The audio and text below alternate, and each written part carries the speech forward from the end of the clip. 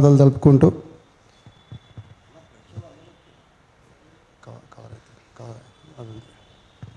అయితే ఈరోజు ఈ రౌండ్ టేబుల్ యొక్క ముఖ్య ఉద్దేశము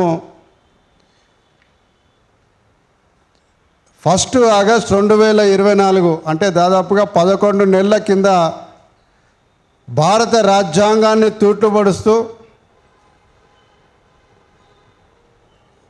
రాజ్యాంగాన్ని అవమానిస్తూ సుప్రీంకోర్టు జడ్జిలకు రాజ్యాంగం ఆర్టికల్ 142 ప్రకారం ఇచ్చిన విచక్షణ అధికారాలను దుర్వినియోగం చేస్తూ 7 జడ్జిల రాజ్యాంగ ధర్మాసనం ఒక తప్పుడు తీర్పు వచ్చింది. ఆ తీర్పు మొత్తం దేశమంతా కూడా రిజర్వేషన్ల సిస్టానికి తారుమారు చేసే అవకాశాలను కల్పిస్తూ ఆ తీర్పుడు రావడం జరిగింది. ఆ తీర్పు వచ్చే ముందు నుండి కానీ ఇప్పుడు తీర్పు వచ్చిన తర్వాత దేశంలోనే మొదటిగా చట్టం చేసిన ఈ చట్టం తెలంగాణ రాష్ట్ర ఉపవర్గీకరణ చట్టం 2025 దాని ప్రభావం వలన జరుగుతున్న నష్టం ఏ విధంగా రాజ్యాంగానికి వ్యతిరేకంగా తీసుకొచ్చారో దాన్ని ఆధారంగా చూపుకుంటూ దాన్ని సాకుగా చూపెట్టుకుంటూ తెలంగాణ రాష్ట్ర ప్రభుత్వం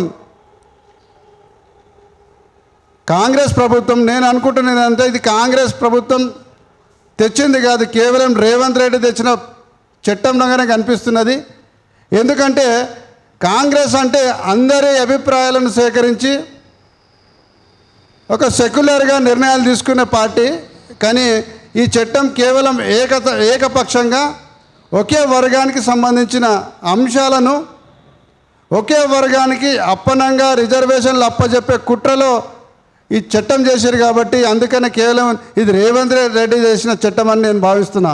ఎందుకంటే కాంగ్రెస్ ప్రభుత్వం దేశంలో చాలా రాష్ట్రాల్లో ఉన్నది, కానీ ఏ రాష్ట్రంలో కూడా చట్టం చేయలే. ఇది మనం గమనించాల్సిన అవసరం ఉన్నది. కాకపోతే వర్గీకరణ చేయాలనే మేనిఫెస్టోలో పెట్టుకోవడం అది వేరే మాట. కానీ ఇంత అతి ఉత్సాహంతో అసలు తీర్పులో ఏముందో కూడా చూసుకోకుండా చేసిన చట్టం తెలంగాణ రాష్ట్ర ప్రభుత్వం చట్టం తెచ్చింది. దానివల్ల డైరెక్ట్గా ఇప్పుడు ఎస్సీ వర్గీకరణ బేస్ చేసుకొని ఏవైతే రిక్రూట్మెంట్లు జరుగుతున్నాయో అంటే తెలంగాణ రాష్ట్రంలో విద్యా ఉద్యోగ అవకాశాలు అన్నిట్లో కూడా ఇప్పుడు ఈ వర్గీకరణ చట్టం ద్వారానే నియామకాలు జరుగుతాయి. ఎందుకంటే చట్టం వచ్చిన తర్వాత అది ఫోర్స్లో కూడా వచ్చింది కాబట్టి ఈ చట్టం ద్వారానే జరుగుతుంది. మొదటి నుంచి కూడా ప్రతి ఒక్క మాల ఎస్సీ వర్గీకరణ రాజ్యాంగ వ్యతిరేకము, దీనివల్ల రిజర్వేషన్లకు రాజ్యాంగానికి అవమానం జరుగుతుంది, సిస్టమ్ అంతా దెబ్బతింటుందని మొదటి నుంచి వ్యతిరేకిస్తున్న మాలలం అందరం కూడా అప్పటి నుంచి పోరాటాలు చేస్తూనే ఉన్నాం. అంటే 2000 సంవత్సరం అప్పుడు ఉమ్మడి ఆంధ్రప్రదేశ్లో ఎస్సీ వర్గీకరణ చట్టం నుంచి ఇప్పటిదాకా కూడా మనం ఉద్యమం చేస్తున్న సందర్భంలో కొంతమంది చట్టం మీద అవగాహన లేకుండా, రాజ్యాంగం మీద అవగాహన లేకుండా సెల్ఫ్ డిక్లేర్లు మాల మేధావుల పేర్లతోని కొంతమంది అంటే బాధ్యత లేకుండా బాధ్యత రహితంగా ఉన్న కొంతమంది నాయకులు స్వార్థపరులు, కేవలం స్వార్థపర మాల నాయకులు కొంతమంది వర్గీకరణ కావాలని షమీమ్ అఖ్తర్కు రిపోర్ట్ ఇవ్వడం జరిగింది. విచిత్రం ఏంటంటే వర్గీకరణ కావాలని రిప్రజెంటేషన్ ఇచ్చిన వాళ్ళే మళ్ళీ వర్గీకరణ వల్ల అన్యాయం జరుగుతుందని మళ్ళీ డయాస్ల మీద మాట్లాడుతున్నారు. సరే, ఇక మనోళ్ళు స్వార్థపరులు కొంతమంది బ్యాచ్ ఏదైనా ఉంటుంది కాబట్టి మనం దాన్ని పెద్ద సీరియస్గా తీసుకోవాల్సిన బాధ్యత ఏం లేదు. కాబట్టి మనము మొదటి నుంచి కూడా రాజ్యాంగ వ్యతిరేక బాబాసాహెబ్ ఐడియాలజీకి వ్యతిరేకంగా ఏదైతే ఎస్సీ ఉపవర్గీకరణను వ్యతిరేకిస్తున్నామో ఈ అంశంలో ప్రతి అంశం కూడా క్షుణ్ణంగా పరిశీలించి ఎక్కడైతే మనకు అన్యాయం జరుగుతుందో మొత్తం రిజర్వేషన్ సిస్టాన్ని డిస్టర్బ్ అవుతుందో అప్పుడు మనం మాట్లాడాల్సిన అవసరం ఉన్నది, పోరాటం చేయాల్సిన అవసరం ఉన్నది. దాని వ్యతిరేకంగా ఎంత స్థాయి అయినా కానీ పోరాటాలతో ముందుకు పోవాల్సిన అవసరం ఉన్నది. కాబట్టి ఈరోజు ఈ కార్యక్రమం తీసుకోవడం జరిగినది. అయితే ఇప్పుడు రీసెంట్గా శాతవాహన యూనివర్సిటీలో కాంట్రాక్ట్ లెక్చరర్, ఇది ప్యూర్లీ టెంపరీ బేసిస్ అంటే తాత్కాలిక పద్ధతిగా నియామకాల గురించి ఒక నోటిఫికేషన్ వస్తుంది. అందులో ఓవరాల్గా 36 ఉద్యోగాలు ఉంటే అందులో ఎస్సీలకు ఒక 6 ఉద్యోగాలు వస్తాయి, 7 ఉద్యోగాలు వస్తాయి. అందులో మరి ఆ రోస్టర్ ఏ పద్ధతి తీసుకురో అర్థమైతే లేదు. ఎందుకంటే గ్రూప్ 1లో ఉన్న వాళ్ళకు 2 వచ్చినాయి, గ్రూప్ 2లో ఉన్న మాదిగా అలైడ్ కాస్ట్లకు ఏమో 4 వచ్చినాయి. అంటే 6 పోస్టులు ఏ గ్రూప్ 1 గ్రూప్ 2 వాళ్ళకి పోతే మరి గ్రూప్ 3 వాళ్ళకి ఎక్కడ పోవాలి? అంటే మనకు క్లియర్గా ఏం కనిపిస్తుందంటే అదొక శాంపుల్గా తీసుకుంటే, ఒక ఉదాహరణలాగా తీసుకుంటే రేపు యూనివర్సిటీలలో జరగబోయే అసిస్టెంట్ ప్రొఫెసర్ నియామకాల్లో మాలలకు ఉద్యోగాలు రావు. నేను ఎందుకు ఇంత బలంగా చెప్తున్నానంటే ఈ అంశం మీద మనకు తెలిసిన ఒక ప్రొఫెసర్తో మాట్లాడడం జరిగింది. అన్న ఏమన్నా ఇట్లా రాలేదు మరి ఏంటిదంటే ఇమీడియట్గా శాతవాహన యూనివర్సిటీ వీసీతోని తర్వాత రిజిస్ట్రార్తో కూడా మాట్లాడడం జరిగింది. అరే 6 ఉద్యోగాలు వచ్చినాయి కదా, మరి అందులో గ్రూప్ 3లో ఉన్న వాళ్ళకి ఒక్కటన్నా రావాలి కదా అని అడిగితే ఆయన చెప్పిన మాట మీ అందరూ సీరియస్గా గమనించాల్సిన బాధ్యత ఉన్నది. ఎందుకంటే ఆయన చెప్పిన మాట ఏంటంటే యూనివర్సిటీలలో ఫ్యాకల్టీ వైజ్ రిక్రూట్మెంట్లు జరుగుతాయి. ఇక్కడ 2 ఫ్యాకల్టీలు 2 సబ్జెక్టులు కలిపి ఒక యూనిట్గా తీసుకున్నాము. ఆ యూనిట్ తీసుకున్నప్పుడు 20 పోస్టులు మాత్రమే వచ్చినాయి. అంటే ఒక యూనివర్సిటీలో అసిస్టెంట్ ప్రొఫెసర్ల నియామకాలు కేవలం 20 పోస్టులే ఉంటాయి, శాంక్షన్డ్ పోస్టులు. ఎందుకంటే శాంక్షన్ పోస్టులే రిక్రూట్మెంట్ జరుగుతాయి కాబట్టి 20 ఉంటాయి. మన రోస్టర్ పాయింట్ ఏది ఉన్నదంటే మాలా అనుబంధ కులాలు 26 కులాలకు రోస్టర్ పాయింట్ 22 నుంచి ప్రారంభమవుతుంది. అంటే యూనివర్సిటీ 20 పోస్టులలో మనకు ఉద్యోగాలు వచ్చే అవకాశాలు లేవు.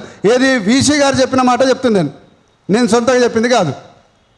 అంటే భవిష్యత్తులో ఇప్పుడు యూనివర్సిటీలలో పిహెచ్డీలు చేసి అసిస్టెంట్ ప్రొఫెసర్లు లెక్చరర్గా రావాలనుకుంటున్న అందరికి కూడా మనకి ఈ చట్టం ద్వారా మనకు ఉద్యోగాలు రాకుండా అయిపోయింది. ఇంత దారుణమైన పరిస్థితి అంటే మనం చదువుకొని ఏం చేయాలి మరి? ఇప్పుడు లింగస్వామి ఉన్నాడు, సైదులు ఉన్నాడు, మన చాలామంది యూనివర్సిటీ స్టూడెంట్లు వచ్చారు, వీళ్ళంతా ఏం చేయాలి మరి? లెక్చరర్లు ప్రొఫెసర్లు కావద్దా? ఈ కుట్ర ఎంత దారుణం అంటే గతంలో 1997 జస్టిస్ రామచంద్రరాజు కమిషన్ ఒక రిపోర్ట్ ఇచ్చింది. అప్పుడు కొన్ని రోజులు వర్గీకరణ చేసారు. అప్పుడు ఏబిసిడి ఉండే, ఇప్పుడు 1 2 3 గ్రూప్ ఉన్నది, అంతే ఫరక్, నంబర్లు పేర్లు ఇట్లా వచ్చేది. అప్పుడు కూడా సిలో ఉన్నాం, మనం గ్రూప్ సిలో ఉన్నాము, ఇప్పుడు గ్రూప్ 3లో ఉన్నాము. అప్పుడు రోస్టర్ పాయింట్ 16 వస్తుంది. దాని తర్వాత ఉమ్మడి చంద్రబాబు నాయుడు ఎస్సీ వర్గీకరణ 2000 సంవత్సరంలో చేసినప్పుడు దాంట్లో కూడా గ్రూప్ సికి 16వ రోస్టర్ వస్తుంది. కానీ రేవంత్ రెడ్డి సర్కారు కుట్రపూరితంగా మనకు 16 రావాల్సిన, అంటే 1 2 3 సిస్టమ్ కదా. మొదటి వాళ్ళకు ఏ వచ్చింది, వాళ్ళకు ఒక పాయింట్ ఉంటుంది, రోస్టర్ 2 వస్తుంది. తర్వాత 2వ పాయింట్కు 7 రావాలి, న్యాచురల్గా మనకు 16 రావాలి, 1 2 స్టెప్ బై స్టెప్ రావాలి కదా. ఇప్పుడు జరిగిన రేవంత్ సర్కారు కుట్రపూరితంగా 16 రావాల్సిన మాలలకు పాయింట్ను 22 పాయింట్కు వెనుకకు నెట్టడం జరిగింది. దీనివల్ల స్పష్టంగా ఎంఆర్పిఎస్ మంద ఏలియా ఇచ్చిన జాబితానే ఈయన వర్గీకరణ చట్టం రూపంలో చేసిన స్పష్టంగా తెలుస్తున్నది. ఎందుకంటే గత ప్రభుత్వాలు 16 నంబర్ ఇచ్చింది మాలలకు, మరి ఈ ప్రభుత్వం ఈ రేవంత్ రెడ్డి సర్కారం ఎందుకు మరి 22కు చేర్చింది? ఇక్కడ పెద్ద కుట్రకు తెరలేపారు. ఆ కుట్రలో భాగమే ఇప్పుడు మన చదువుకున్న మాలలకందరూ కూడా, విద్యార్థులకందరూ కూడా ఉద్యోగాలు లేకుండా చేసే కుట్రలో భాగమే ఈ రోస్టర్ నంబర్ 22 ఇచ్చారు మనకు. సోదరులారా, రేపు విద్యా అవకాశాల్లో కూడా ఇదే పరిస్థితి ఉంటుంది, తర్వాత వేరే డిపార్ట్మెంట్లో కూడా ఇదే పరిస్థితి ఉంటుంది. అందుకనే మనం ఇమీడియట్గా దీని మీద సీరియస్గా ఎప్పుడైతే నేను వీసీతో మాట్లాడినో ఆ రోజు నిర్ణయించుకున్నా, ఇది చాలా పెద్ద ప్రమాదము. చదువుకున్న మేధావులంతా మాల మేధావులంతా కూడా నిరుద్యోగులుగా మిగిలిపోయే అవకాశం ఉన్నది. ఇమీడియట్గా దీని మీద రాష్ట్ర వ్యాప్త ఆందోళనలకు పోవాలి అని ఒక నిర్ణయం తీసుకొని చాలామంది మేధావులతో కూడా మాట్లాడడం జరిగింది. ఆల్రెడీ మన హైకోర్టులో కేసు కూడా నడుస్తున్నది. మన వాళ్ళు 2 3 కేసులు కూడా అది పెండింగ్లో ఉంది వర్గీకరణ మీద. సరే, ఆ తీర్పు ఎప్పుడు వస్తుందా ఏమొస్తుందా తర్వాత విషయం. మనం ఇమీడియట్గా రోస్టర్ నంబర్ 22 నుంచి 16కు మార్చే విధంగా ప్రభుత్వాన్ని ఒత్తిడి మెడలోంచి మనం 16కు తీసుకునే విధంగా ఏ విధంగా చేస్తే బాగుంటుందని మనం చర్చించాల్సిన బాధ్యత మన మీద అందరూ ఉన్నదని ఈ కార్యక్రమం తీసుకోవడం జరిగింది. ఇక్కడ ఉన్న ప్రతి ఒక్క మాల నాయకుడు, మాల కార్యకర్తలు సీరియస్గా ఈ రోజటి నుంచి ఒక కంకణబద్ధులుగా ఈ ఉద్యమానికి మనం ముందు వరుసలో ఉండి పనిచేయాల్సిన బాధ్యత ఉన్నది. ఎందుకంటే మన పిల్లల్ని ఇప్పుడు మా బాబు కూడా ఇంజనీరింగ్ కంప్లీట్ అయింది. రేపు ఫర్దర్గా చదివి మళ్ళీ ఎక్కడైనా పోవాలంటే ఉద్యోగాలు వచ్చే అవకాశాలే లేదు. మనం చదివిస్తున్నాం. మొదటి నుంచి కూడా మాల కమ్యూనిటీకి సీరియస్గా మన పిల్లలకు అందరికీ కూడా చదువు మీద కాన్సన్ట్రేషన్ చేసినాం. కానీ చివరికి వచ్చే వరకు 15-20 ఏళ్ళు మనం చదివించినాక ఫ్యామిలీకి వాళ్ళకు ప్రభుత్వ ఉద్యోగాలు లేకుంటే మనం ఏమి ఇచ్చినట్లు వాళ్ళకు విద్యనైతే మనం ఇస్తున్నాం. ప్రభుత్వాలు ఉద్యోగాలు ఇచ్చే దగ్గర మనకు ఉద్యోగాలు రాకుండా కట్ చేసి మిగతా కులాలకు ఇస్తున్నది. ఇది ఎంత పెద్ద అన్యాయం మనం గమనించాల్సిన అవసరం ఉన్నది. అందుకనే దీని మీద అందరి ఒపీనియన్ తీసుకోవడానికే ఈరోజు ఈ కార్యక్రమం తీసుకోవడం జరిగింది. దయచేసి అందరు కూడా మీ అభిప్రాయాలను ఈ రిలేటెడ్ సబ్జెక్టే, రోస్టర్ పాయింట్ వల్ల జరిగే నష్టము, చట్టం వల్ల జరిగే నష్టము, భవిష్యత్తు కార్యక్రమాలు ఏ విధంగా తీసుకోవాలి, గవర్నమెంట్ మెడలు ఏ విధంగా వంచి 22 నుంచి 16 మన రోస్టర్ పాయింట్ తీసుకోవాలనో మీరందరూ కూడా మీ అమూల్యమైన సూచన ఇచ్చి, అవసరం ఉంటే మీరు వీలైతే ఒక పేపర్ మీద కూడా ఇస్తే తదుపరి కార్యక్రమాలు ఇప్పుడు మనం చర్చలు చేసుకున్న తర్వాత కంక్లూజన్గా రేపటి నుంచి ఏ కార్యక్రమాలు తీసుకోవాలి, ఏ విధంగా చేసుకోవాలి, మరి హైదరాబాద్లో ఈ కార్యక్రమాలన్నీ కంప్లీట్ అయినాక ఒక భారీ సభ, ఒకటి నిరసన సభ కూడా హైదరాబాద్లో ప్లాన్ చేసుకుంటే బాగుంటుందని ఇప్పుడే సభాధ్యక్షుల వారికి చర్చించుకోవడం జరిగింది.